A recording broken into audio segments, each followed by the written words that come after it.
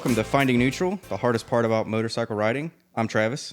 I'm Aaron. And I'm Nick. And today we decided that we were going to talk about some other motorcycle YouTubers and what we do like, don't like, talk about their content, and try to spark some conversations. So to start it off, like I just want to get my favorite kind of like out of the way. I think my favorite moto presenters, regardless of exactly which media you're on, whether you're on YouTube, listening to podcasts, or however you want to view it, even way back to like written media, like Motorcyclist Magazine, is Zach and Ari. The OGs. I think they're very genuine. If you go back to like the motorcyclist days, I used to read them before I ever even saw them on YouTube or anything. Like I had a subscription to Motorcyclist Magazine. It was by far my favorite magazine ever. It was so good, you know, prior to YouTube and everything, when people would actually pick up a magazine and read. The articles were always very interesting. It gave me all of the news and all the information that I was looking for in the motorcycling realm. And Zach and Ari always stood out as guys that wrote for motorcyclists that I really connected with. They were from my generation. I happen to be about the same age as those two. I think I'm a little younger than Zach and a little older than Ari. And like what I loved about Ari is Ari's not he's not a trained moto journalist. He did not go to college for riding. He didn't go to college at all. Instead, when he became college aged, he bought a cheap motorcycle and rode it around the United States, left out of the New England area. He's originally from like Vermont, I think. And he left out of there. I know, right? Left out of there and rode around the country, ended up loving California, just happened to love it. And he convinced his girlfriend at the time to move out there with him. And he's married to her to this day. Zach, funny enough, went to school for journalism. So Zach really is formally trained. And then both of them are very accomplished road racers. Ari was the first one to have a job at Motorcyclist. Was he? Yeah. And then he got Zach on at Motorcyclist. Their story of like how they reconnected, they knew each other when they were kids. And then they did not know each other until mid-20s. Zach had happened to move to California. He happened to move to San Francisco. And he was doing some sort of journalism stuff out there for a company. And when you do journalism stuff for like a company, you're writing like training programs, SOPs. Technical writing. Yeah, it's like very horrible, soul-sucking job. Like it's not fun. And he didn't like it, but in his downtime, he was doing track days. And Ari was writing for Motorcyclist Magazine, but happened to be at this track day. And Ari looks down at the list and just happens to see Zach Court's name on the list. And he's like, Zach, like, I wonder if that's the Zach Courts that I know. Like, not many people have that name. Yeah. So he searches around the paddock, and sure enough, it's the Zach Courts he knows all the way from Vermont. And he's like, what are you doing? They catch up. And Ari finds out that Zach has a journalism major and that he hates his corporate job. And he's like, dude, come work at Motorcyclist with me. And then kind of the rest is history sort of thing. So those are probably hands down my two favorite overall. Yeah. Well, do they do things together? Yes, very much so. Yeah, everything they've been doing since then has all pretty much been together. Like it's kind of a running joke that they're like always together. So I'm unfamiliar with both of them. Yep. I've been following them since when they were at Motorcyclists. So, Yeah. And then they started the YouTube channels, started doing all the other videos and everything, and then they moved a couple times, Motor Trend, and then to Revzilla, and they've been doing they've been together doing more or less the same show, the same. Yep. premises the whole time, which is good that they've. They got smarter about it this time. They own the shows now, Yeah. rather than before when they were with motorcyclists and when they were with. When they went to Motor Trend is when they learned to own the show themselves. Yep. But Yeah, when they they got burned by Motor Trend a little bit. they got burned by Motor Trend. Well, they lasted like a season or two seasons on Motor Trend. The Motor Trend dropped them because of viewership. But when they were with motorcyclists, they didn't own any of that content. Motorcyclists owned all that content. So they kind of got burned by motorcyclists. I don't think there's any bad blood there. They just learned that it their would lesson. be best in the future to do what they're doing now. Yep. As everyone would do, learning. Yep. Best to own. Can't take it away if you own it, you know? Yep. So is Zach the one that does more of the riding bikes and reviewing? Yes. Anymore, yes, but you can still read Airy. He prints on Revzilla's blog. What's it called? The Common Tread blog. 'Cause I've seen videos of him doing, I think it was called the shop manual. Yeah, Airy does shop shop manual. manual. Yeah, he's known as being like a mechanical expert. Yep, Zach's just the guy that rides them. Ari's the guy that works on them too. But I watch every video that comes out of theirs pretty much. Yep, I I would do say. too. What I respect about the two is whenever they have a review of a bike, generally I can trust what they're saying because they're both extremely accomplished riders. Zach back in the day was like AMA Pro, like he can ride.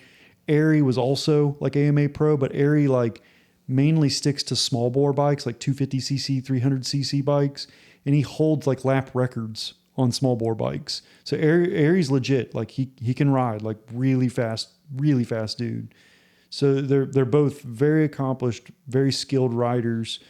So when they have a review on something, I know where they're coming from. I know their background, and I know that like if they mentioned a certain way that like whether they like it or not, if they mention something about a bike, it's probably something that's factual. And if I wrote it, I would feel pretty confident, like especially with Zach. Like I usually like whatever Zach's opinion about a bike is, my opinion aligns like dead on. He's got a very interesting perspective, and I really connect well with it. Yeah, I think he really has a good handle, and he's rode so many bikes over the years that he kind of like he knows all of them. He's sat on pretty much everything, so he's a good gauge of how certain bikes compare to other bikes, and he does. His viewpoint tends to align with yours and with mine as well. And so he's a good gauge of, well, if he talks about this bike this way and he liked these other bikes in the past, I can kind of understand where his viewpoint is for me, you know, in relation to me. It's like, oh, well, if he's saying these things, then that bike probably wouldn't work for me because I also don't like those things, or I know how those things compare to other bikes he's reviewed that I have rode or have owned. And the way, so his show on Revzilla's YouTube channel is the Daily Rider. And basically what he does is he rides different motorcycles on the same exact route. The route has a small, goofy, it's silly, but it's an off-road section that runs alongside of a train track. I have seen that. Yep. But what I like about it is it's the same route every time, regardless of the motorcycle. So like, you know, it's not scientific perfectly, but there is some like science to it, and you can kind of rely on, oh, hey, that's how this bike reacts during this section of his ride. Like, you know, when he hits Lover's Lane, he's going to talk about passenger accommodations. And then right after Lover's Lane, he's going to go through the curvy road section. Mm-hmm. And through the curvy road section, he's going to talk about like how the bike handles on curvy roads and stuff. The off-road section is usually silly, but it's okay. Like, it's kind of fun. And then, you know, he always like has a section where he always does a wheelie. Yep, right after the off-road section, he tests the bike for wheelies. I find funny that the wheelie section is right after the off-road section. So like dirty bike, dirty tires, pulls out of that ugly intersection right across the railroad tracks, and then just does a big giant wheelie. Well, all the way you know down why the he does side. it that way? The real reason? Because he turns the traction control off for the off-road Yeah, section. yeah. So you don't have to do it. then for after- that. Off. Yep. Then afterwards he can do the wheelie. That's literally Yep. why he does it, is because the traction control's off. Now he can wheelie, and then what does he do after the wheelie?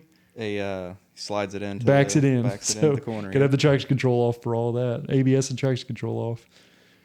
So yeah, I've always really dug on Zach and Aries stuff. Although I will say, since them joining Revzilla, their combined show, what they call now it's called Common Tread XP. Originally, their what was it called when it was on Motor Trend? Why can't I think of the name of it? Throttle Out. Yep. It was called Throttle Out when they were on Motor Trend, and then prior to Throttle Out, it was called On Two Wheels. And it's all the same. It's Zach and Ari doing their thing. Was it Throttle Out? I don't Yeah, it was remember called Throttle Out. Was it? Yep. And the Throttle Out stuff was excellent. It was really good. It just didn't work well on Motor Trend's channel, and it was behind a paywall.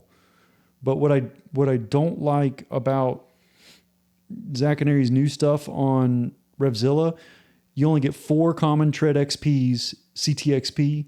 You only get that 4 times a year, so once a quarter. Mm-hmm. I think the frequency's not enough. And I get from a budgeting perspective, because they spend a lot of money on each episode. I'm like, well, then just do cheaper episodes. I'd rather have more content, to be totally honest. Because if you watch all of them, I don't feel like they live up to the budget constraint being the reason that they don't do more of them. Well, define big budget, because have you seen the latest video? Yeah, I know. It was like TXP. pretty dang low budget. I didn't feel like there was a lot of money there. And they haven't been doing major traveling, which that's usually what eats up the budget, is the major traveling. What was the last episode? I don't remember what it was. What was the fastest way commute across the method city. across LA? Yeah. So they had bicycles, which were their bicycles. They didn't buy those bicycles. They were their own bicycles. The scooters, electric There was scooters. the electric scooters, which maybe they owned, maybe they bought. I bet you they borrowed them. Or I bet you can rent them. Probably. Either way, they said they were $1,500 a piece. So okay, so that's $3,000 for those. You could probably turn around and resell those for $1,000 a piece. Yep. They're brand new. They were rode for 20 miles. Yep. And then there was the motorcycle, which, I'm sure they borrowed. well, if you Well, noticed, they probably already had some. it was the ZH2 that he did the Daily Rider on. But then he also had a Panigale. Then they had a Panigale, which I'm expecting to see that come up next. Probably. If I had to guess. So Well, it's like, if that's you- where those came from. Have you ever seen the background whenever he's shooting Daily Rider inside the shop? You can see all those bikes Yeah, all the that they other have. bikes. Mhm. Yeah, it's because when they get a press bike, they have it for a couple months. Yeah. Well, I think so. The question is, what was the fastest way across town? Motorcycle. By far. Well, the one thing that they left out is they didn't have a People 300 GTI. Don't even, like, Zach is a huge scooter person. Yeah. And so is Ari. Not as much as Zach, but they're very much, they both own scooters. Like, they're all about scooters. So they This is a scooter podcast. So they would absolutely be down for some scooting. So, Yeah. but yeah, I feel like the CTXP stuff isn't as much as I'd like it to be. And maybe, it would be nice to have an explanation or understanding of why it is the way it is, because I'm sure they would be more than happy to do more if they could. So I'm sure there's some reason that they can't, if it's budgetary, or if Revzilla's just decided like, hey, we're just going to do it quarterly and plan, or, if it's pre or post production that's causing it, or whatever's surrounding that, because I'm sure they would be more than happy to do more. And I would be interested to see if the audience also feels the same way we feel, that they would like to see more. So, Zach and Ari aside, Nick, is there any YouTube you've been watching? Moto related? I float around because I don't actually subscribe to anybody on YouTube in any category. Usually it's just what pops up in my, and I would say more recently, the one that I've been watching is Chaos Causes. Yeah, He's a South African guy. And I think his videos are they're very well done. And then he does some interesting topics. Like he's done ones where he'll demo a bike. He's done ones that are about like mechanicals, like restoring bikes. I just thought his content's really interesting. I think he comes from the YouTube age, like modern YouTube. So like his videos are essentially, there are like a lot of other folks who make videos on moto content. So it's really similar, but I do think he has, I know it sounds weird, but a decent voice. Like I don't find his voice offensive in any way. Like mine. Oh, exactly. Well, yours is sultry. That's the sound I wanted. But like his videos can be a little dry. They can be, and they can be a little bit lengthy. And I feel like he speaks to like a new rider type of audience. Less of an experienced rider type of audience and more of a new rider type of audience.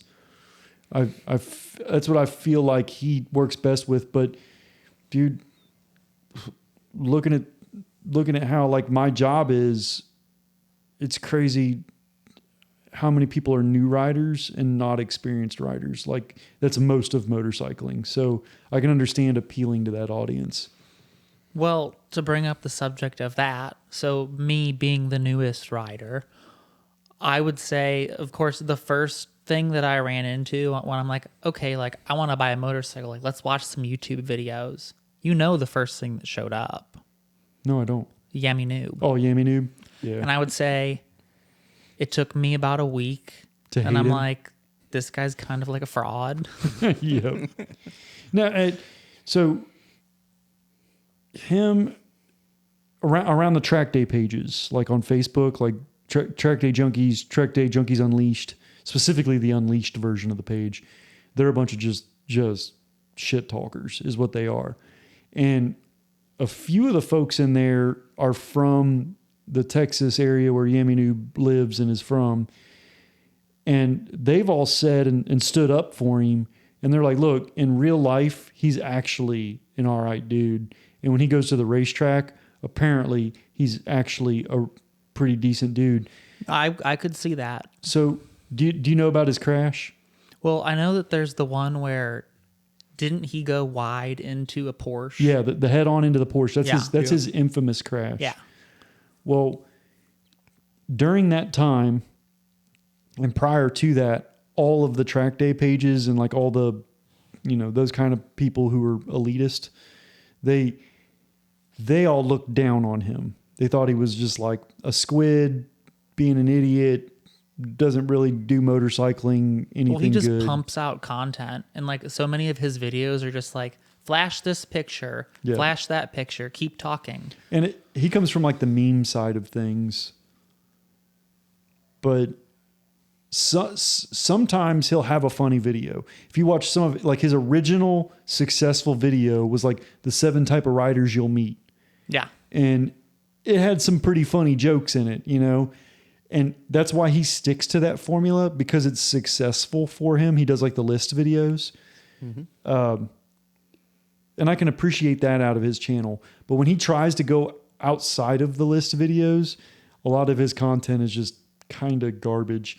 And then he hired on all that staff, which good for him for being successful. Like that's awesome. But he hired on all that staff, and he had other video personalities that he had hired on, specifically good people. Spite. Yeah, him. And the way he fired Spite and the internet's response to it, I don't think any of it was correct. Like what he did to Spite was horrific. I couldn't even imagine like working at a job and being treated that way. Like typically when you fire someone, like you walk up to them, you fire them, they leave, and it's over. You do not drag it out. You just cut it and it's done.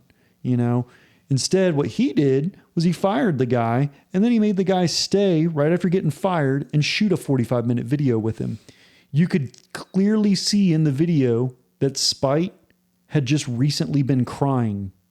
Like imagine receiving devastating news like that, where you changed your entire life to come move and be on this YouTube video production team, and everything was going really well for years. You were successful in it, and you had helped grow the channel.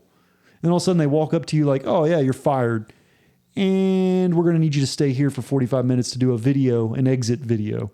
And they basically do an exit interview with him.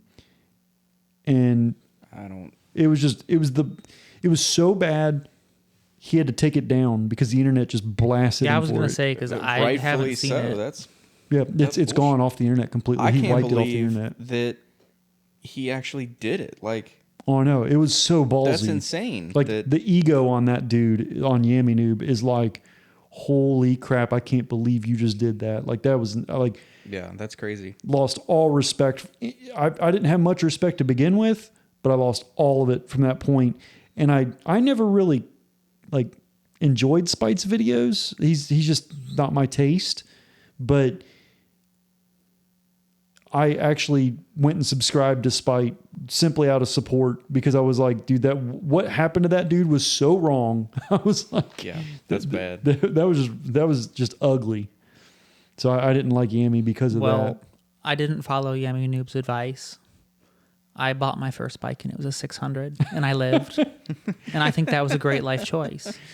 Yammy, all of Yammy's advice, please take it with a grain of salt because he is nowhere near an expert or experienced enough to really even comment on it. He might be experienced enough now to tell you how to do a track day because he's done enough of them. But like, if you try to talk to him about riding street motorcycles, like he has no real experience to draw from to at least be giving out advice, but he gives it out like wholesale. Well, and that's kind of why, like I said, me as somebody like, oh, I want to go to YouTube and I want to learn about motorcycles. That was the first thing that I found. Yep.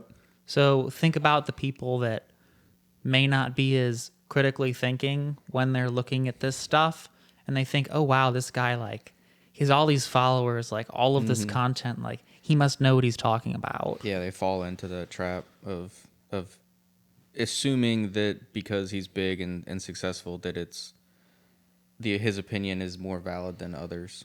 I'd rather new riders stumble across.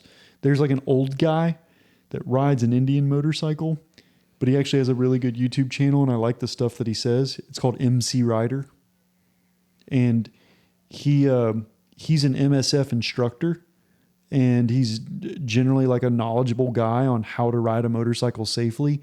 And he just explains things. He has he's from Texas, and he has a soft Southern accent, and he's just a really polite guy. He's an older gentleman, and he sits at a desk, and what's in the background is like a retail shop.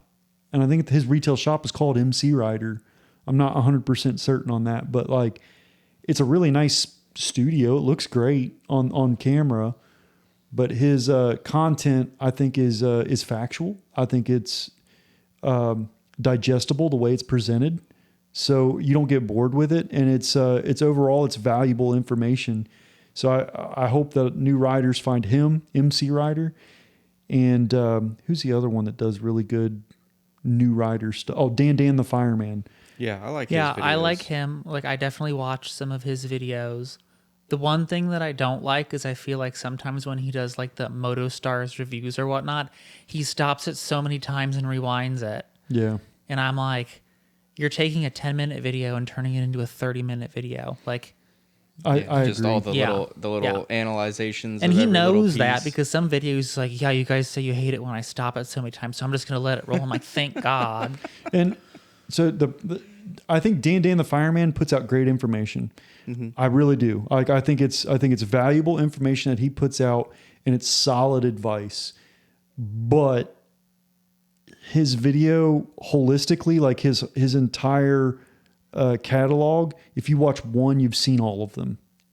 So that's the only thing I have to nitpick about Dan the Fireman. I think he's a good dude, and I think the information he's putting out there is valuable, but ultimately it's a repeat of the last video. So like it's pretty similar information. Like, yep, this guy crashed. These are the mistakes he made when he crashed. That's his entire catalog summed up. So I do enjoy. I do think he has a good place, a good niche carved out. So I can respect that about him, and Well, I at think he least- does a good job presenting. Yeah, at least when you watch those videos, like you know what you're clicking on. Oh yeah, absolutely. When you get there. But I think that when you watch it, you have respect for his viewpoint because it's correct in Yeah. that regard. Yeah, I'd say so. I think he's got solid information.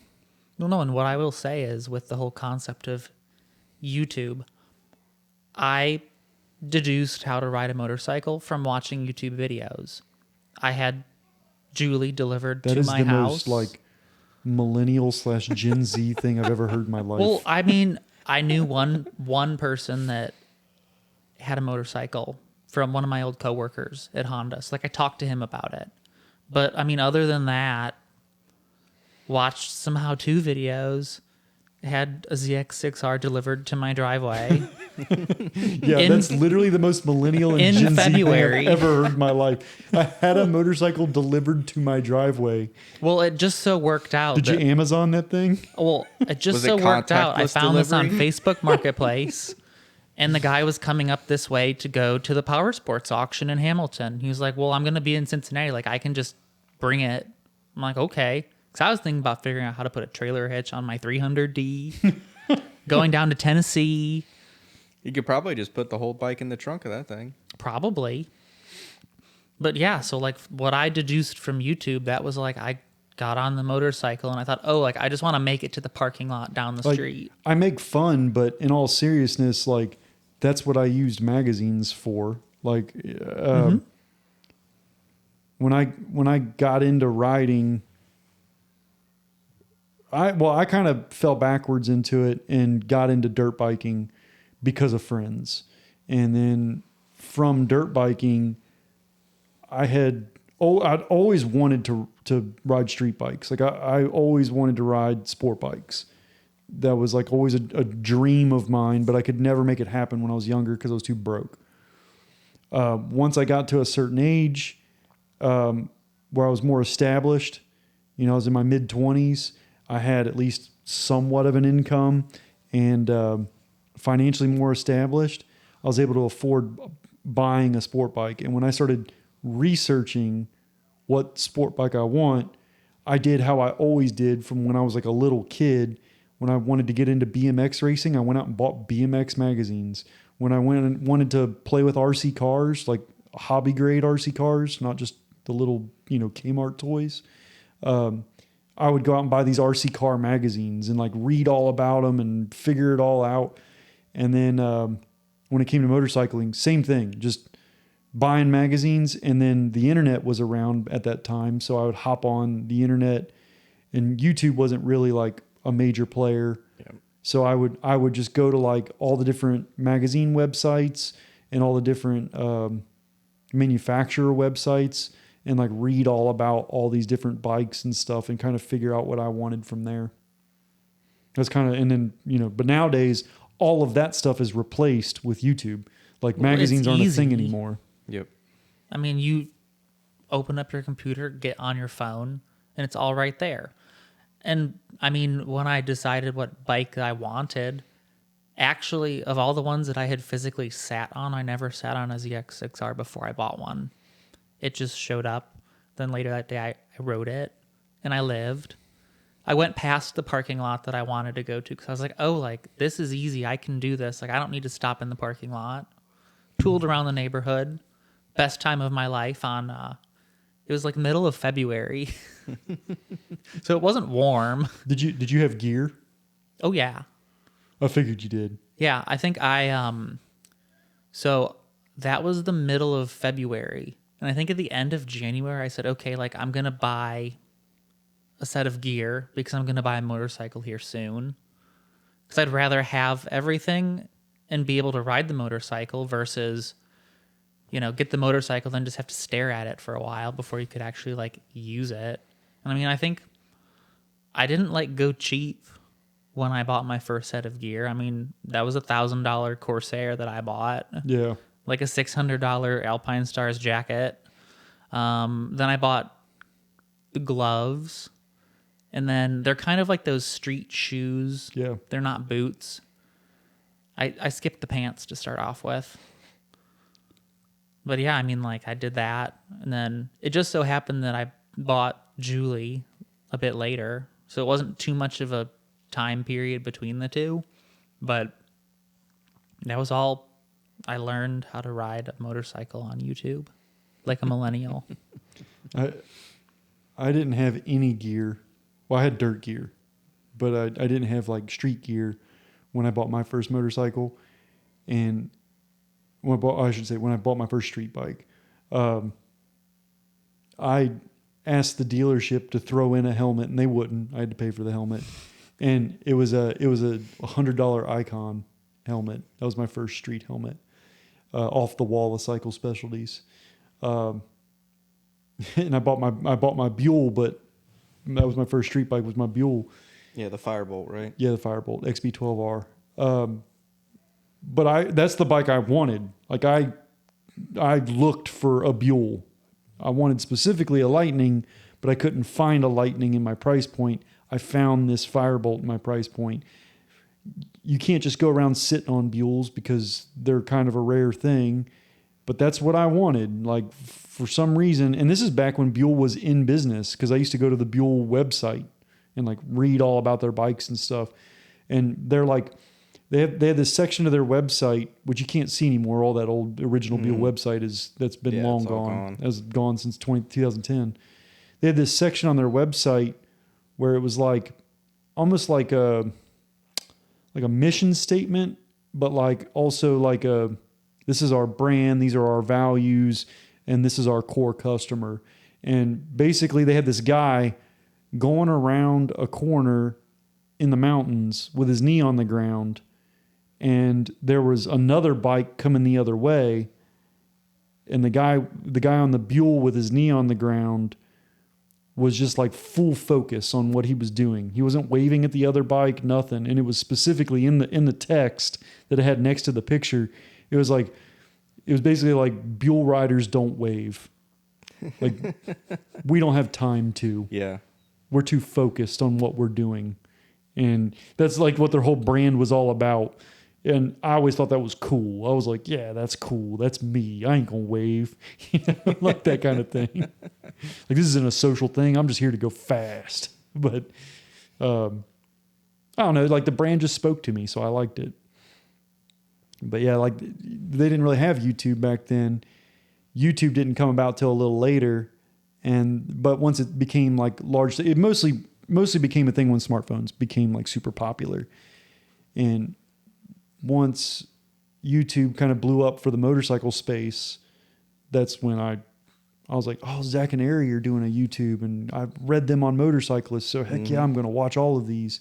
Yep. And like one of my favorite YouTube motorcycle content videos to this day is when Zach and Ari compared a CRF 250L, the little Honda Dual Sport, to a Kawasaki Versys 300X. And it might have been the CRF 250L Rally. I think it was a Rally version. Yeah, it was but the Rally. Regardless, it doesn't matter. Two uber mundane bikes that you wouldn't really care about. Either one would be fine because neither one matters. And they rode them through California, like up Route 1, Pacific Coast Highway. Yeah, they went Pacific Coast, and then they went jumped off road, and because did there like was a soft-road huge section. landslide that just happened to cut off Pacific Coast Highway. So Pacific Coast Highway was shut down in this one section north of LA, and they were like, well, we're going to take these two bikes, and where the landslide is, we're going to ride right up to it, and then they were going to try to find a route off road around it, and they were going to see which bike did better on that trip. Yep. Dude, the night that they got off road, and while they were off road, it starts to turn to night, and they found a place to camp.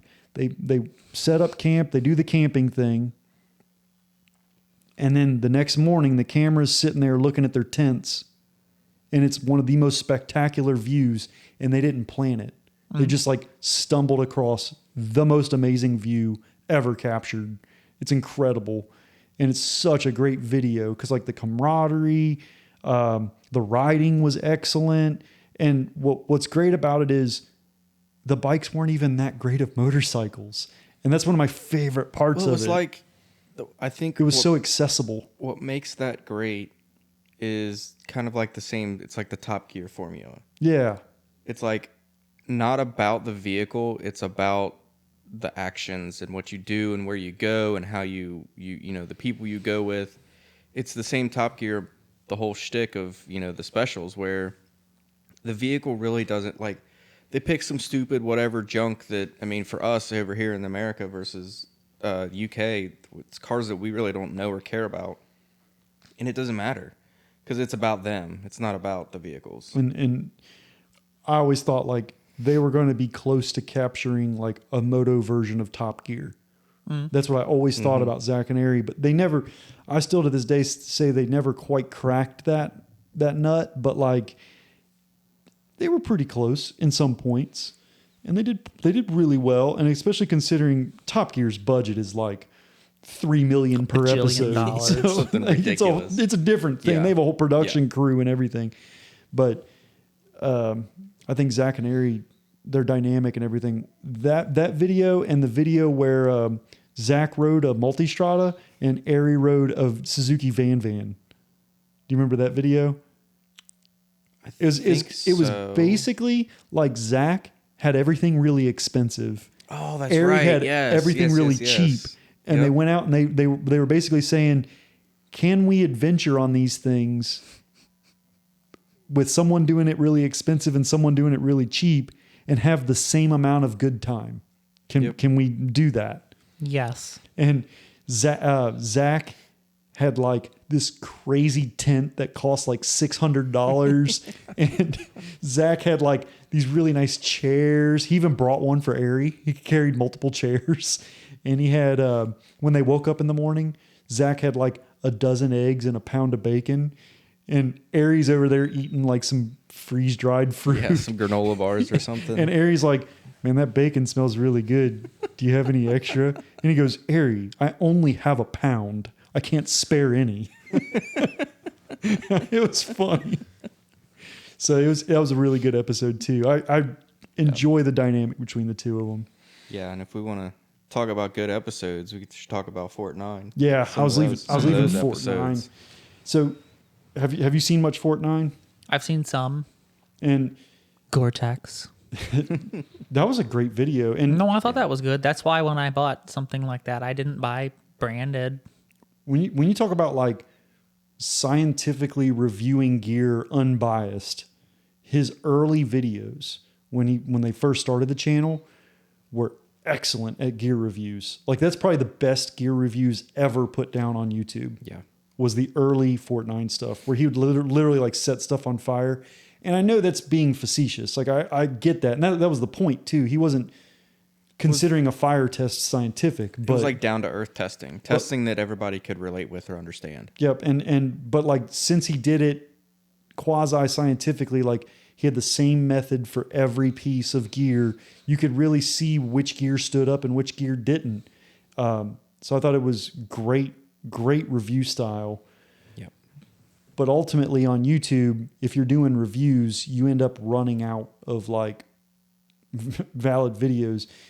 I don't care if there's new releases of helmets. There's been nothing earth-shattering as far as helmet technology in 30 years. So ultimately, if you watch one helmet review video, you've seen pretty much every helmet review video. So There's just a different variation based off of the different one. It's same common thought, but little tweak here, little spot. Oh, this one has this. Oh, it has that like one has that. Yeah, a little tiny extra feature that ultimately doesn't matter. Yep. So, go ahead. They have big videos, or the big ones too, Oh, yeah. from Fort 9. And my favorite, I think still my favorite to this day, is the TW200 video. That's the one, man. That's got to be, at least for me, it is like... Well, I don't even know if there's a close second. I don't can't know. think of any. Not that I can think of. It's like that video is just burned into my brain as like the closest you could get to this like a multi-million-dollar production studio quality. Like the shots were amazing, the audio overview was amazing from him. The commentary. The commentary, yeah. The like how they tied and pieced all of the sections of the video together to make like this Storytelling. coherent story. Yeah. It was perfect. It was like exactly what you would want. Like you're going to watch a movie or something, you know? It was movie quality. Yeah. It And really I still was. haven't watched the whole thing, but the part we watched the other week, I would agree. The whole very thing good. is like that. And it's like, Poetic. yes, Exactly. it is, but poetic. It's like, and the part I really liked too was that everything was so zoomed out. Like it was so big picture, which I think is part of it. That it helped add to scale of what he was talking about, of, you know, the outdoors and the farm bike style, and like that it wasn't zoomed in and you weren't looking at this one specific thing. You weren't looking at the bike. You were looking at the experience, everything that's around you. And I thought that just told such a great story. Like, I think the main character there, Ryan from Fort 9, I think he's pretty genius. Like, just generally speaking, I think he's pretty genius. But I want to say his camera guy and the other half of his production during that time when he made that video, I think that dude's name was Samir. I believe so. And that dude, I think, is the brains behind the artistic side of things. Mm-hmm. I think he's the artist. And it's just such an incredible... The artist. Mm-hmm. Like, you know, formerly known as. Yes. But that video from that era of Fort 9, it did not need to be that. They chose to make it that. And no one else had ever done anything like it. It was just awful on a whole different scale of thing. And what I love about it, it was only two dudes. Just two dudes made that video. So it's like something that it's doable. It's realistic. And they didn't have any like crazy pardon me. It didn't have any crazy hardware. They didn't have any crazy tricks. Nothing. Nope. It was just really excellently done on a very low budget. They just did a good job. And I think it's one of the best moto content videos ever created. And what I love about it is the subject matter. The little TW200. Like, they do this huge production video worthy of like any $1 million motorcycle. Yep. And the bike they chose to do it with was a TW200, a 40-year-old design that no one's thought about. Seriously, like, you know, after that video came out, TW200 sales went up. Like, I'm sure. Exponentially rose. No one had thought about a TW200 in 20 years. I wanted one. I still want one Like, because of that video. Because of that video. That sounds like Suzuki. Something nobody's thought about in 20 years. That's probably about right. Yep. Not even Suzuki's thought about it in 20 years. They still sell them. You could go buy a brand new one right now. Hey, man, don't knock the hustle. Like, they're still cranking them out. Same bikes they were 20 years ago. If they work, they work. Yeah, don't fix what ain't broke. Let's go get me a new Gixxer. It's the same as the old Gixxer, so you'll be right at home. Yep. Just not as clapped out. Not yet. Get some more wheelies in you and you'll be all right. Oh, I tell you an excellent moto video that we haven't seen anything incomparable to in a long time. Well, specifically since KTM's hype video. Oh, the Super original 1290 Super Duke hype video. No, I've never seen this one. Oh, So, man. the Super Duke, the hype video came out in 2012. And it is the best hype video for a motorcycle product I've ever seen. It had this concept bike, and you know, to set the stage for you, the Super Duke didn't exist. The hyper naked idea of like a 180 plus horsepower flat handlebar naked bike, that wasn't a thing. Yeah, those bikes didn't. Premium naked didn't exist. They didn't exist. A premium nude. It just wasn't. Motorcycling didn't have that in its space. And this video starts out, you're outside of an airplane hangar and you hear this engine running that just sounds Nasty. it just sounds aggressive and violent, and you're like, what is happening right now? And it just keeps gently revving, not revving hard, just gently, just kind of Like a snap, just a little snap at the throttle. It just keeps doing it over and over again, and you're like, what's going on? And then the camera enters the hangar, and it's this guy sitting on a Super Duke, which again, that bike didn't exist. It was just a pure concept bike. And of course, because it's a concept, it has all kinds of fancy exhaust and fancy suspension and stuff. Duh. But because it's a concept bike. But he's sitting on it, and he's wearing like full black leathers with a black helmet and a black visor, so you can't see anything about the guy. And he's just gently revving on this thing. And as he's revving it, like the sound of the engine is so loud, it's like the entire airplane hangar shaking. And then they zoom in on a cup of water on the table, and it does like the Jurassic Park thing. When he revs, the water like ripples. It's so good. And then he revs it up and he dumps the clutch and just starts spinning the rear tire. No one asked him to. He just started doing it. And the bike's just making all these angry noises. There's tire smoke everywhere. Stupid like Skrillex is playing because of the time era it was from. And he exits the airplane hangar. The door is only Like rolling burnout.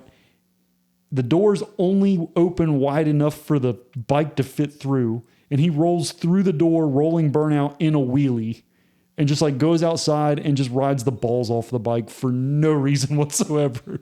It was basically like, this is the baddest bike on the planet. Yeah. And KTM was just kind of like, yep, we made that.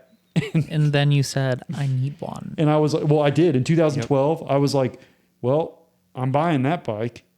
And I had to wait 2 years until the bike actually debuted.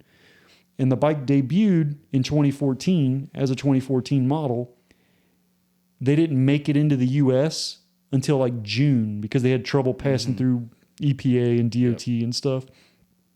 Normal import stuff. So I happened to need a bike in May, and the Super Duke hadn't made it yet. And I got tired of waiting, so I went out and bought a Ducati at the time. The Hypermotard. The Hyper. And I loved the bike, and I don't regret doing that. But in 2017, when I needed a new bike again, I was like, well, going to go buy a Super Duke now. Was it the same bike in 2017? No, it was they called it the 2.0.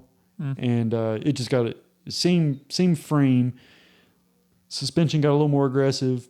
Motor made like 5 more horsepower. They added a TFT dash. They added a new headlight. They changed the headlight and the bodywork, and they put like little nicer electronics on it, including a 6-axis IMU and cruise control. So they added all that to the bike. So it was even better. It was like it was Super Duke, but even that was better. Early on in the cruise control era, wasn't it? Yep. So Super Duke came with cruise control kind of before most other things did.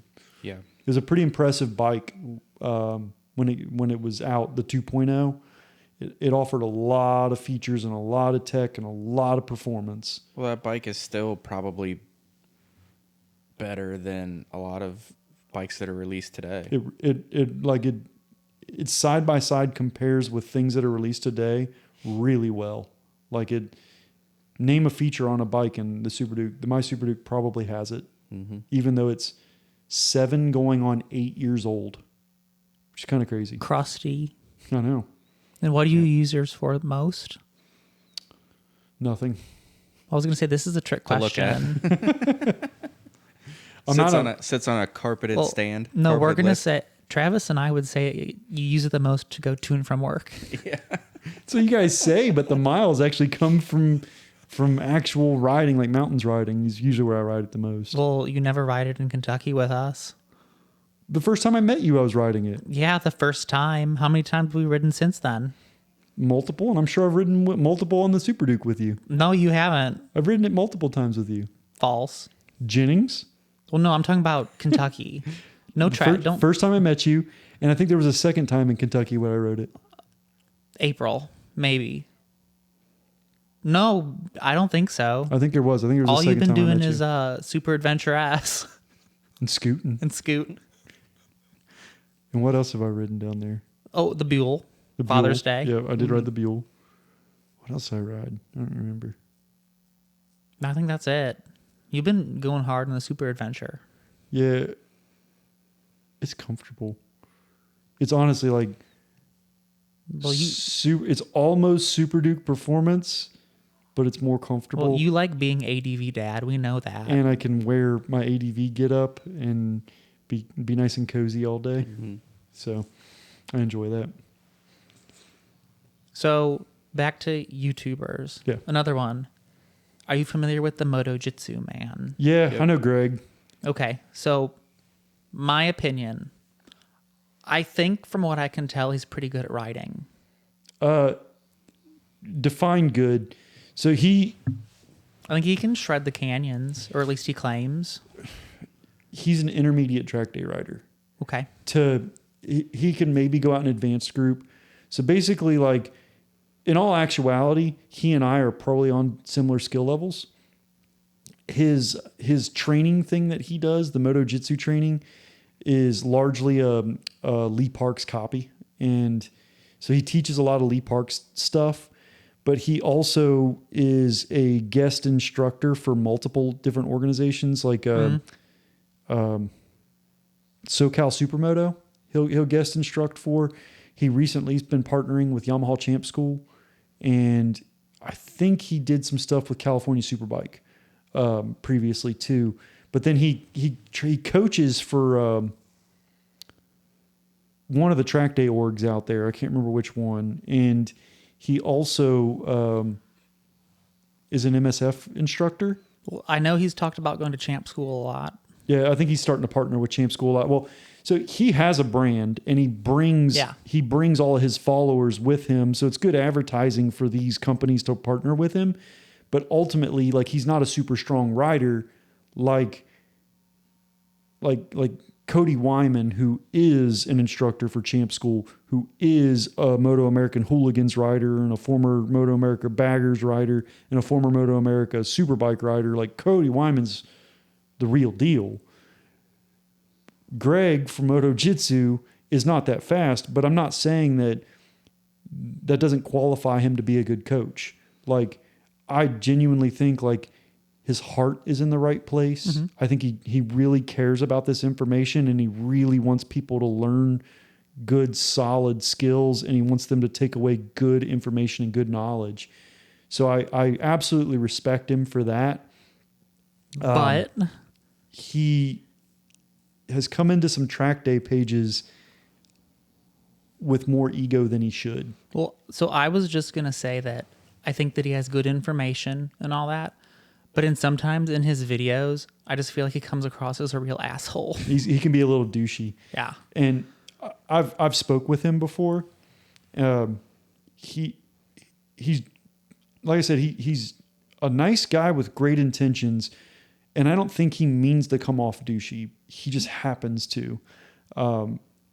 He really is a nice guy, and he really does want to help people. Like, if you're in the San Diego area and you hit him up, He'll go meet with you. he'll meet you and ride with you for free.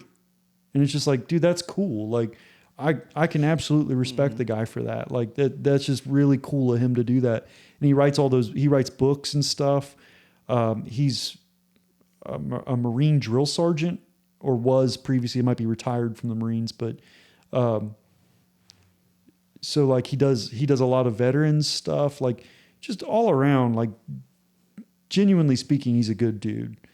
But there is, the only thing I ever saw from him was he came into, like, Track Day Junkies Unleashed Facebook group, which is like, man, it's a hellhole. Yeah, it's a Wild West. I'm going to have to go find that page. You'd enjoy it. But I really encourage you to not start any posts in there.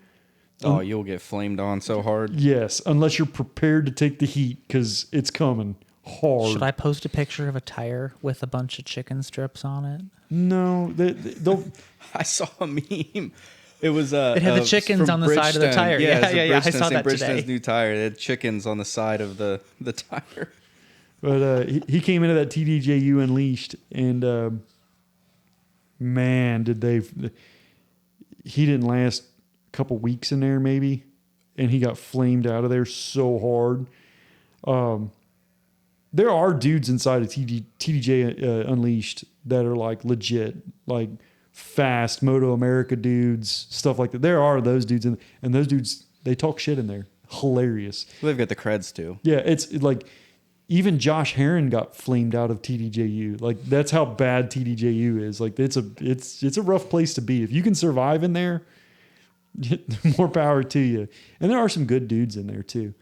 But he came in there and kind of came in with the wrong attitude, trying to preach to these guys. Which I could see that. And that was his fault. You shouldn't go in there trying to preach to those guys, because a good portion of the folks inside of TDJU are good riders. So don't try to tell them how to ride a motorcycle. Like they're going to tell you like, no, dude. Yeah, when you're jumping on to the top 1% of track day riders, like you don't have a whole lot of leg to stand on anymore. And especially because most of the dudes are faster than he is. Yeah. And that's what they did. They were like, okay, well, we're from California too, and let's meet up at a track day and see how you do, you know? Yeah. It's like, dude, you're an intermediate rider at best. Like, just shut your mouth. Yeah, and then for a while, I remember his videos would show up quite a bit on my suggested. And it was like every 2 weeks was, I got rid of my X motorcycle and bought this instead. And I think people gave him a lot of shit for that.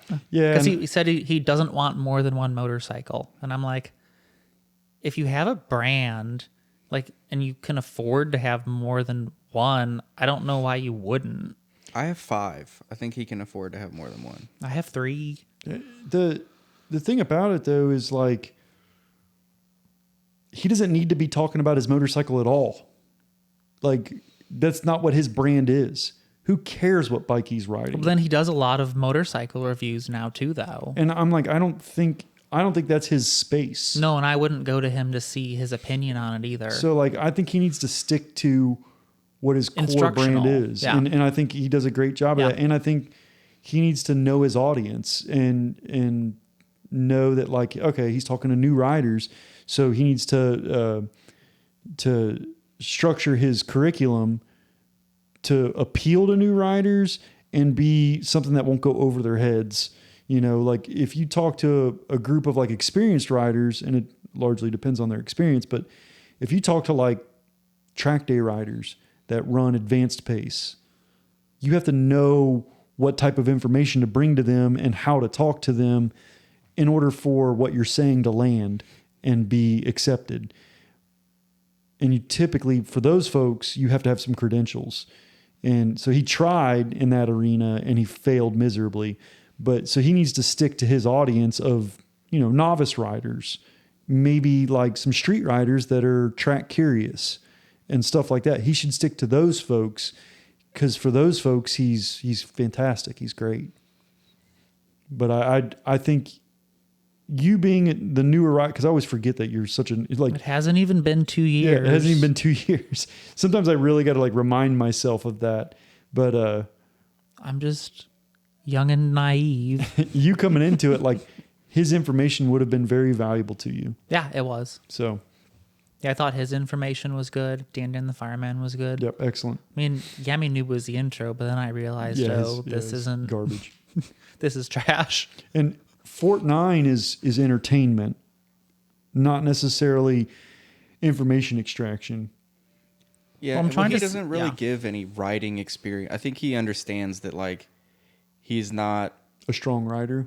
I think he is a strong rider, but I think he's not, like, he understands that he's not one to give advice for that. Well, what I think so, because so street riding, he's not. Ryan F9 is like not a strong street rider. That's not to say that he isn't a safe street rider. He's perfectly fine and safe, but he's not like super fast by any means as far as asphalt riding goes. Where Ryan excels is big adventure bikes. I think he's pretty dang good Yeah, on it. the, And like- he's not like, Paul the Therese. hybrid surface kind of like stuff. he's not, well, he's not no Paul Therese and like launching a Yeah. Tanner A700 like it's a trials bike. He's not like that level of good. But for the mere mortal, for us normal folks, he's better on a big adventure bike than I am. And Spurge Dunbar from Revzilla, Yeah. he talks about riding big adventure bikes with Ryan F9, and he's like, that dude will run away from me on a big adventure bike. And Spurge is, he's not like amazing, but he's pretty decent at riding an adventure bike. He's pretty decent off road, and Ryan F9 just runs away from him like it's nothing. So I think that's where his expertise lie, and I think he knows that. But what I appreciate about him is he doesn't try to fake it. He doesn't try to act like what he's saying is absolute. Mm-hmm. He's just like, hey, this is a thing. He's not saying this is the thing. Yeah, he's good at formulating his opinion in a manner that makes it not offensive to somebody watching. Yep. Like you watch it and you're understanding that like, oh, well, this is just how he thinks, this is how he feels. He's got a good way of conveying that with his language. Even when he specifically picks a subject that's controversial and titles the video something controversial, like the one about leaning the wrong way. Like you're leaning your motorcycle the wrong way. However the hell he titled that video, and he talked about why the police who do the slow speed maneuverability training, why they lean opposite rather than leaning off to the inside of the motorcycle around a turn. They stay on the outside of the motorcycle going around the turn. So they ride crossed up, and he did the controversial title and the controversial thumbnail on purpose. It was to draw you in. To draw you in. But then under his explanation, if you actually watch the video, he even tells you in the video, like, all right, yeah, once you get to a certain speed and in certain areas, it's very much better to lean off to the inside. It's a far more efficient. It's the much safer way. But there are certain scenarios where that's not the best way to ride a motorcycle. And I absolutely agree with him. Mm-hmm. So like when I saw the title of the video, I wasn't like thinking that he actually thought that it was absolute. Like you ride crossed up, it's absolutely better than riding, the traditional Well, and way. if you watch all of his content, you kind of know what his view is going to be and how he's going to formulate the video. But to somebody that is just browsing videos and isn't super familiar with it, would catch that and be like, oh, well, that sounds controversial, and then they'll pick it to watch it. Well, ADV bros love doing that. Oh yeah. Being controversial? Well, no, riding crossed up. Oh. They'll argue for days that, yeah, like you should be counterleaning so you can see more around the corner. And I'm like, okay. Like, and counterleaning, that keeps the suspension under control because, you have so much travel. And I'm like, okay, keep doing that. I'm not, but you can't actually have an argument with a true ADV bro because like what they have to say, that's the Bible and there's no arguing. You should try selling them motorcycles. It is ridiculous. Like they know way more than you could possibly ever know. And trust me, I mean, this opinion's hilarious coming out of me. I'm Mr. Know-It-All. But like you get these guys in and I just try to ask them a few questions to make sure that it's the right fit for them. And anything I say is like, it's useless. Like if I'm like, hey, look, I really like the AXP skid plate on this KTM 890 Adventure. I like that it's made of plastic for these reasons. Like plastic? And they're like, no, I only get the black dog. Well, it's just because all the motorcycle forums for adventure bikes are talking about the black dog like it's the best thing. I'm like, next week when they're talking about the AXP being the best thing, then what? Like, did you actually sit down and think about the reasons for why you like this skid plate versus this skid plate? Or did you just listen to the entire internet for whatever reason? Yes. I like the two-wheeled Subaru. The adventure bro thing is, I hope it winds down. To be totally honest with you, I am. And I hate that every discussion with adventure bikes is about off-road. And I'm like, oh yeah, I forgot. You can never have an adventure on the pavement. That's not possible. Like a whole sect of motorcycling, sport touring didn't exist before Adventure Bros. Like, But I got to ride crossed up because I'm running knobbies on the street, and that makes it better. you guys are they're just such knuckleheads with all that. Cause I'm like, you do realize that there are people that are out there that are faster than you, better riders than you, and they don't ride that way. But they don't have all the fog lights. And you'll see guys like all the Adventure Bros come in and they have like giant, huge, tall handlebars with huge, tall handlebar risers so they can stand while they ride.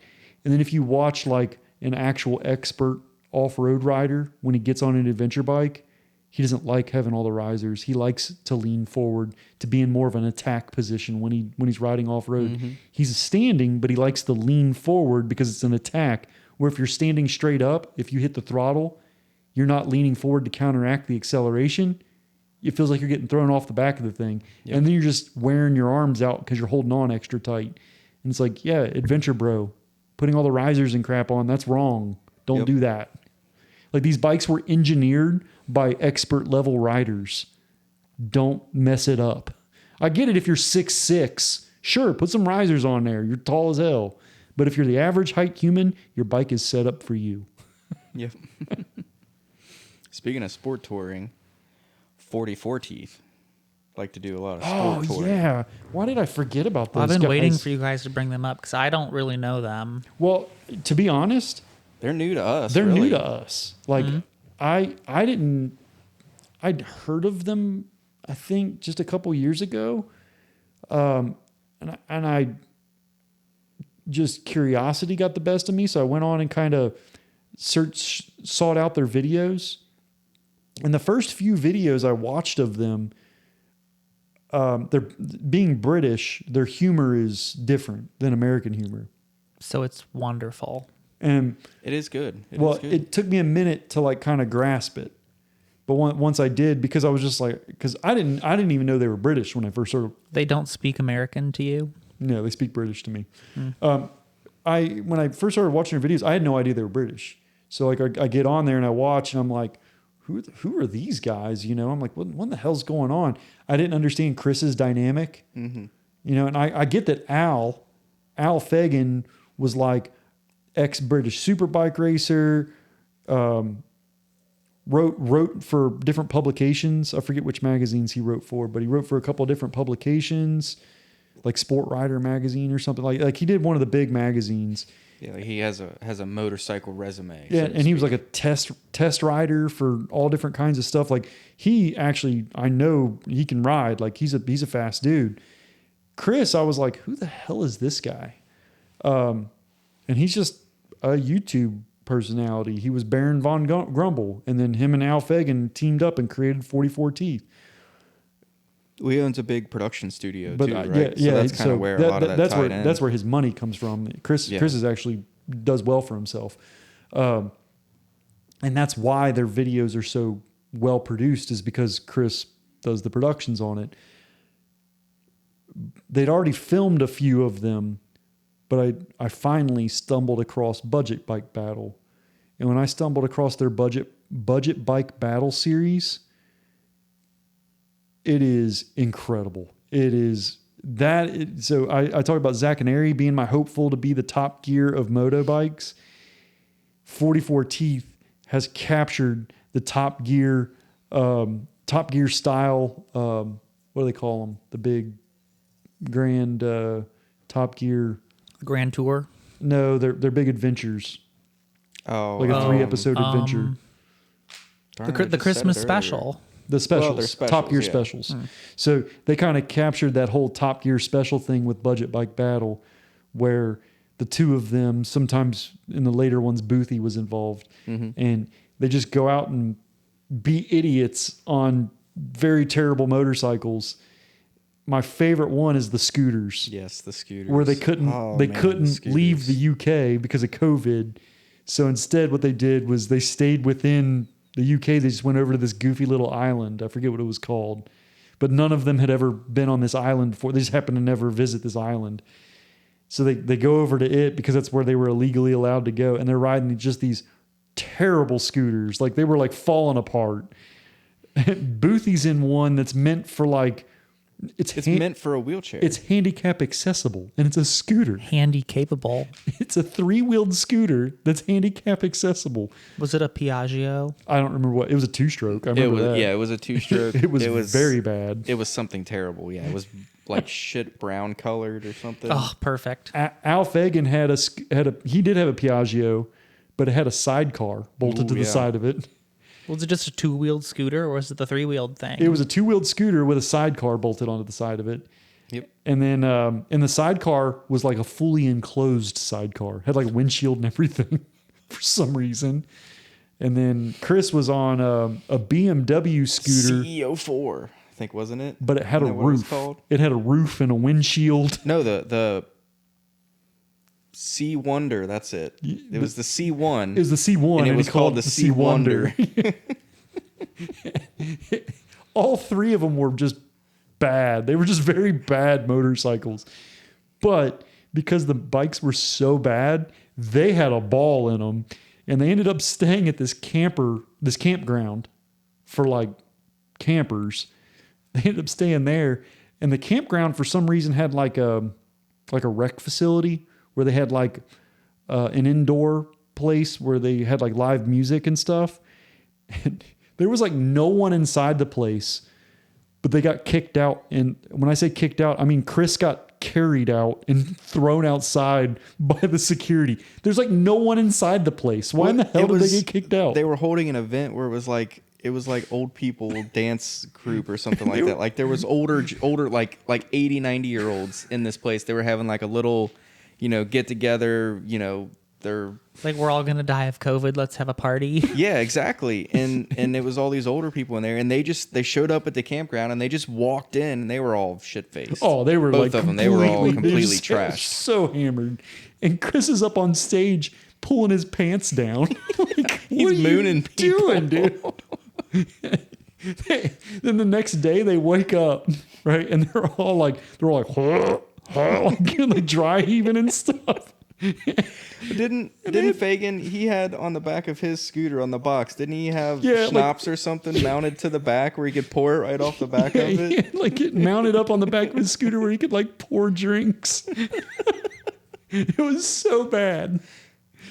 So yeah, like the 44 Teeth stuff was, it's hilarious and it's really good. And of other British presenters too, like, so 44 Teeth, they do the really hilarious stuff. Like the news, I love the news. Yep. The budget bike battle stuff is always excellent. Love that. And then the reviews they do like more traditional, like magazine style reviews, but they do have very valuable information in there. And because they have so much experience reviewing stuff, it's really well done. When they don't try to push the bike on you or anything, like what they try, they explain the whole situation of like, they go to Monaco and they get these huge crazy hotels and they get wined and dined the whole time, and they talk about the bikes and they take them on this special route. They explain to you like how it's a giant, that they're paying for your review. Yes. So they don't really try to review the bike so hard as much. They like talk about the bike a little bit and they say, yeah, they like it. Yeah, they don't. Like he just did the 1300 GS. Yeah. I watched that and he wasn't terribly stoked about it. So, and he conveyed that in the video of like, yeah, I know the bike. It's kind of, I liked the street one better that I did before. I don't really like the off-road one. Yeah, I watched that off-road one, but Chris is like, he's the best guy to review a GS because he's like honestly the quintessential GS owner. He's in that. Yeah, he is. He has a 1250 GS. And he's in that demographic, but like, I think Chris is not a very strong off-road reviewer. No, he says he's not. And he'll let you know that. So that in the video, I yeah. appreciate that about him. If you want a really solid bike review, Bike World. my favorite's Chris from Bike World. Yep. Like that dude, that dude's probably one of the fastest and highest talented riders that's out there presenting on YouTube right now.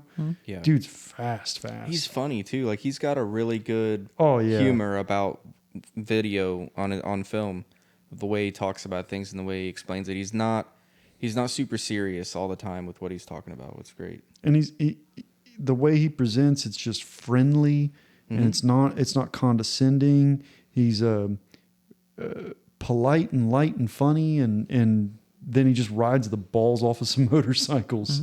So that's I enjoy Chris from Bike World. He's Is he British? yes, And he is very skilled at riding. very skilled. Long hair. If you've ever seen him. Well, because I remember I watched some video, and it was probably, I think it was about an S1000RR versus the Ducati. And so he rode both of them around track.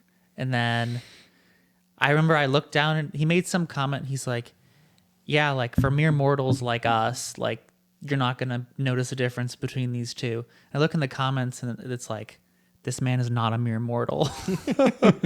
Is that him? So Chris from Bike World, I don't know if he ever made the World Superbike paddock, but he was definitely But he was definitely on the British. but definitely in Yeah. the British Superbike paddock. Yeah, I think that was him. And it's like, dude, he's like legit fast, like fast. Yeah, like insanely fast. And so he's for- just here saying, well, for mere mortals like us. Like you watch him ride bikes and like the stuff that he does, like he'll come by doing something silly. Like, well, he'll come by like elbow drag, and during the elbow drag, he'll like take his hand off the bar and kind of like wave, just being silly and stuff. And it's like, Jesus, like that. If he has that much talent to where like, elbow dragging through a corner at a track pace that I can't touch, and he's still being silly, like taking a foot off the bike, waving, just being goofy. And then what's crazy is what I really respect about him is he's fast in all disciplines. Watch him ride off-road. He's badass. Yeah, he's really good off-road. What surprised me, if you watched him ride trials, he can actually ride trials. And it's like, dude, is there anything this dude can't do on two wheels? Like, this guy's incredible, man. So I enjoy watching Chris from Bike World. He's good. But the other presenter from Bike World, I don't know his name. He's like a bald guy. I don't like watching him. I only watch the Chris videos. And it's not, I don't think the guy's a bad guy by any means. I just don't connect with him, and I'm not entertained by him. So I choose to not watch. Whenever I see it's like Bike World video and you can't see the face of the presenter, I click on the video. I wait for the video to whoever talks first. Get past the intro. And as soon as it gets past the intro, if I see it's the other guy, I'm like, nope. And I click it off. It's bad, but But if I see it's Chris, I'm like, all right, stick around and watch this one. Yep. I was kind of hoping if you ever see Chris from Bike World and Al Fagan from 44 Teeth on the same review, which I've seen them. Yeah, It's they all happened. kind of go on those excursions or whatever. And Al sometimes will mention, and he calls Chris his nemesis. Because I think they used to race each other. And Chris is faster. Oh, yeah. Yeah, Chris is a faster makes guy. sense. He's a faster guy than Al. But I mean, not to say that Al isn't fast. Like, he's still really fast and he can ride, but like Chris is just lightning, man. I think there was one of those. It was the mono, the Ducati Hyper mono, the new one. 698. Yeah, the single cylinder. When they went to the track and rode it around a track, I believe that was Al, right? Yeah, I think it was Al, that did that. Al wrote it. He mentioned that Zach Quartz was there. Yeah. Riding Yep. on it. Yeah, they all know each other. Yeah. And hell, on a High Side, Low Side podcast, Zach and Spurge interview Al Fagan. That's right. They did. They had him on they one did. episode. I remember that now. I wish they would get Chris on, because Chris is like, as a personality, I think Chris is the most entertaining of the two. He's just wild and nutty. He's a little wild. I think he might be a little R-rated for the Revzilla. They might not appreciate some of the things he'll say. Like when he does I love his microphone checks.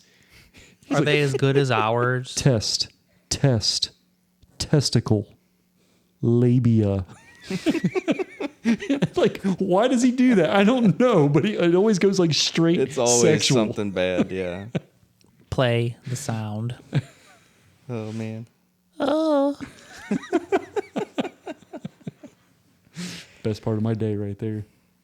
Yeah, that's always good. I'd like to see some, like, It'd be cool to see some collaborations between some of those channels, some like cross pollination. I absolutely agree. That would be cool because I think Fortnite and Zach and Ari need to get together and do something. I think they should because they're Fortnite storytelling and production value, which Zach and Ari have great production value as well. Spencer Roberts is who does all the production there, and Spencer Roberts is great at producing, but I think Fortnite is a little bit better at storytelling, and he's good at creating an environment. yeah, and I think that's. I also think Canada lends itself to being able to create great environments very So easily. does California. So it's like California's a beautiful place too. Too many fart sniffers there, though. There is, but if you go up in Northern California, like I think that would be ideal. And where the pot sniffers are. And that's where they could meet in the middle, anyways. Well, even if they did, I would like to see a deal where they meet somewhere and they like ride across both countries together. I wouldn't be mad if just Zach or Zach and Ari went over and rode with 44 Teeth. I think that would be excellent too. Yeah, I think that would be cool. Because Zach and Ari can ride, 44 Teeth guys can also ride, and it would be cool to see them all ride together. Hell, what if they did an America versus Britain budget bike battle? I think that would be amazing. Great. Incredible. Like I think I think it would be even smarter for them to do it as a multi-episode series. Mm-hmm. Oh, absolutely. Like do like 10 episodes. Do these are our bike reveal, and then a bike build up, and then do like a 3-part ride series. Yeah, and I think it would just you get 5 videos out of that. That's a lot of videos. Like I think they could do 10 videos on just the ride, and then they could do other videos for escalating up to the ride, and then videos for de-escalating where they just talk shit. And like that would just be excellent. Like I think it would be so good.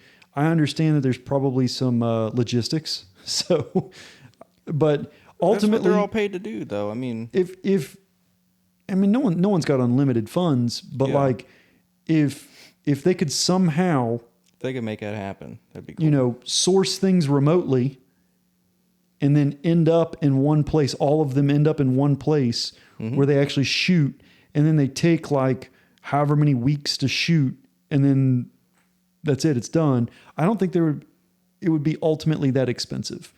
Each side would have, let's say without the bikes included, let's say $10,000 in it. Maybe $10,000 per person in it. And when you look at it from how much revenue they'll generate from it kind of perspective, I don't know the numbers, but if they could make that work business wise, like I really think that could be something special. I think it would be really cool. I think that shows itself because like they do CTXP, which is kind of a big production value, big like, you want to talk about like the Grand Tour special kind of thing. And then, the budget bike battle is kind of the Grand Tour special thing of them, for 44 Teeth. So like they both have their respective things. So just do them both together. Yeah, combine them. Like combine them, and that way they can get this like super really epic thing going on between the two, and have the Top Gear roll ups where they roll up on their stuff in the videos where the first time they meet and all this stuff. Like that'd be awesome. Heck yeah, I think that'd be great. An excellent video. And I think the dynamic of all of them just kind of riffing off of each other would be a lot of fun too. Yeah, because Chris and Al Fagan are just a shit talking couple of dudes. Oh, they absolutely are. They're bad. They're ridiculous. And I think it'd be cool because they're like they have a humor style, and then Zach and Ari have a humor style, and I think that they would both go together well. I think so too. Zach and Aries are a little bit more PG. But they're 44 Teeth's a little more R-rated. Yeah, they both can be very agreeable with each other. Like they don't get ugly. Yeah, but arguing. 44 Teeth do get a little ugly. Well, they have before, but I think they've, the drinking has subsided a little bit, and so I think they're a little more civil. I love it when they argue with each other and they get mad at each other and stuff like, my bike's the better bike. No, my bike's the better bike. And like, dude, it's really funny. It lends to the dynamic. Like I enjoy it. Where Zach and Ari don't really ever do that, and they don't really like badmouth each other, but I think that's more for the camera, and I think in real life they actually do cut up and have fun. And I'm sure. I mean, who doesn't? Everybody has that dynamic when they're talking about their bikes and stuff like that. I mean, we do that all the time. Oh, absolutely. That's part of it. As Mr. Ollie eats people's toes. Well, I think he better not damage the cankle. it's probably a good. Got insurance on that? I need to. Probably a good place to play the music. So now that we've basically annexed ourselves from YouTube, I was don't going to say, think so. let's get so much hate. Why would we get hate? Oh, well, I just think we could get hate from it. Well, our opinion's right, so Well, it's true. yeah, it's just absolute. And if so. any of these people want to defend themselves, come on over and be on our podcast. Here we go.